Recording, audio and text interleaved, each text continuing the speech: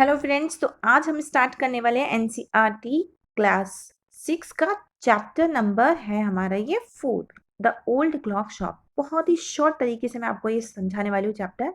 देखो, अभी chapter start होता है क्रिसमस इवनिंग से। ठीक है, क्रिसमस इवनिंग का टाइम है। ये है मिस्टर रे की शॉप, ये है मिस्टर रे। ओके, अब ये किसके ऑनर है? ओल्ड क्लॉक शॉप के, यानी कि ये पुरानी घड़ियों को बेचते हैं, खरीदते हैं। ठीक है, और उसके बदले में पैसे भी देते हैं। ठीक है, कोई गिरवी, जैसे कोई चीज, कीमती चीज रखकर और उसके बदले में पैसे भी देते हैं। अब क्रिसमस की इवनिंग का टाइम है। रे बस शॉप को बंद ही करने वाले थे। अभी भी उनकी सारी शॉप्स तो बंद हो चुकी थी आसपास की, लेकिन इनकी अभी भी लाइट जली हुई थी। तभी इनकी दुकान पर दो शॉपर आते हैं। ये आप देख रहे हैं, दो शॉपर। एक करीबन 50 के आसपास का है, 50 ईयर्स का है। ये जो काउंटर पर खड़ा है ये 50 के आसपास का है। और दूसरा तो अंदर आया ही नहीं शॉप के, वो है 20 साल का। ठीक है, ये 50 ईयर्स के, ये 20 ईयर्स के, तो दोनों ही शॉपर। हम्म अब ये जैसे ही एंटर करता है उसी समय रे, क्योंकि बहुत ही एक्सपीरियंस था, बहुत ही ओल्ड था, बहुत ही बुजुर्ग था, उसने उनको देखकर ही पहचान लिया कि भाई ये कोई यहाँ पर कुछ चीज़ खरीदने नहीं आए हैं, ये कुछ बहुत ही मेरे को लूटने आए हैं या कुछ करने आए हैं। उनकी आंखों में ही अनफ्रेंडलीनेस दिख रहा था और रे ने ये तुरंत देखते ही पहचान लिया। लेकिन रे चुप रहे। फिर रे ने नोटपैड पर इनको लिख, ये देखो, ये नोटपैड दिख रहा है आपको?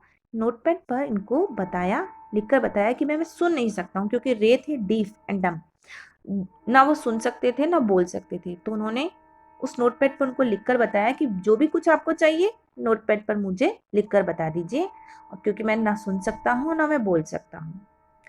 ये बात सुनते ही ये जो काउंटर पर खड़ा व्यक्ति था, ये तुरंत गया अपने साथी के पास और इसको कुछ बोल कर आया।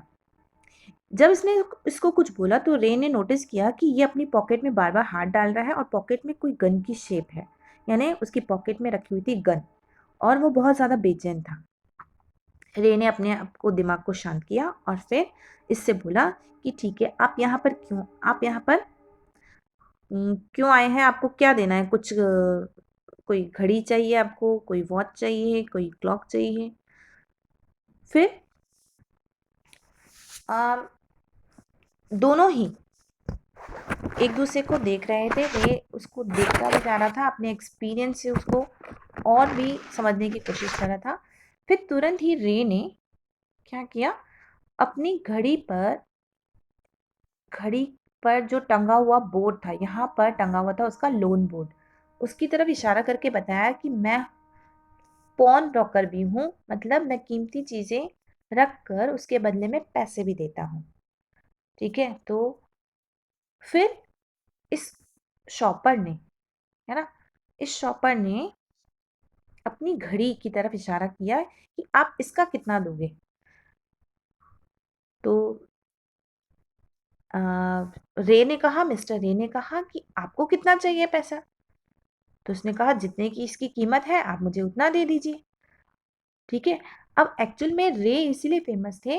रे पॉन ब्रोकर तो थे ही, मतलब पॉन ब्रोकर मैंने आपको अभी बताया कि जो कीमती चीजें रखकर उसके बदले में पैसे देता है। एक्चुअल में रे जो थे, मिस्टर रे जो थे, वो पैसे तो देते थे, लेकिन जितने की वो वस्तु होती थी, जितने की वो घड़ी होती थी या कोई कीमती चीज होती थी, उससे ज्यादा वो पैसे देते थे, और वो भी बिना ब्याज के। तो ये रे की खासियत थी। अब रे ने क्या किया, $50 का नोट निकालकर इसके हाथ में रख दिया। ठीक है, ये देखो, $50 का नोट निकालकर इसके हाथ में रख दिया। दोनों ही ये जानते थे कि इस घड़ी की कीमत $50 नहीं है। ये तो एक सिंपल सी वॉच है, इसकी कीमत $50 नहीं है। ठीक है, दोनों को ही पता था। लेकिन मिस्टर रे, क्योंकि अपनी काइंड हार्टेड, यानी कि अपनी दयालुता के लिए वो जाने जाते थे, इन्होंने इसके लिए जो बिल्कुल सिंपल घड़ी थी उसके लिए $50 इसको दे दिए। ये बहुत खुश हुआ। इसने फिर नोटपैड पर लिखा कि जितना जल्दी मैं हो सकेगा उतना जल्दी इस घड़ी को वापस लेने आऊंगा, और साथ ही मैरी क्रिसमस भी लिखा, और इसके साथ ही वो वहां से चला गया। देखो, ये हो जाती है हमारी स्टोरी फिनिश। एक्चुअल में रे की हमारी ये स्टोरी हमें ये बताती है पीस ऑन अर्थ, ठीक है, पीस ऑन अर्थ। आपको peace on earth means actual में रे अगर कुछ भी आनाकानी करते, अगर पैसे देने में थे, तो ये इनके हाथ में तो वैसे ही गन थी, इनके पॉकेट में तो वैसे ही गन थी, ये निकाल कर वैसे भी पैसे लेने ही वाले थे। लेकिन रे ने समझदारी दिखाते हुए बिना उनको कुछ भी ऐसी हरकत किए या उनको ऐसा मौका दिए कि वो ऐसी हरकत करें, और रे ने चुपचाप जो उनका काम था वो भी हो गया और रे को कोई नुकसान भी नहीं पहुंचा। उनको पता था कि ये जरूरतमंद लोग हैं, है ना, ये जो पर्सन है और इसके साथ जो एक और कंपेनियन था, इसका साथी था, वो किसी जरूरत की वजह से ये कर रहे हैं जिसके लिए उनको बाद में पछताना पड़ सकता है। लेकिन रे ने बिना खून खराबा किए समझदारी दिखाते हुए इनको पैसे दे दिए जिनकी इनको जरूरत थी, जिसके लिए दुकान पर आए थे, इनकी शॉप पर आए थे। यानी पीस ऑन अर्थ, ये चैप्टर हमें क्या मैसेज देता है? Peace on earth. अगर रे इनको पैसे नहीं देते फिर भी ये पैसे लेने ही वाले थे, ठीक है, लूट कर ले जाते, रे को नुकसान पहुंचाकर, रे को मार कर या उनको किसी तरह से इंजर्ड करके फिर भी ये पैसे लेकर ही जाने वाले थे।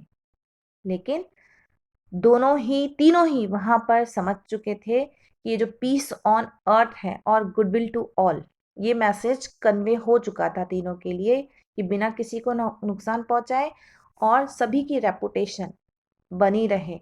इस तरह से ये चैप्टर हमें ये बताता है कि अगर हम एक दूसरे की हेल्प करें तो कई जो नीडी पीपल हैं, जो कभी कभी गलत राह पर चले जाते हैं, भटक जाते हैं, वो बिना कुछ गलत किए भी खुद की हेल्प कर सकते हैं इस रे जैसे लोगों के थ्रू। आई होप आपको ये चैप्टर समझ में आया होगा।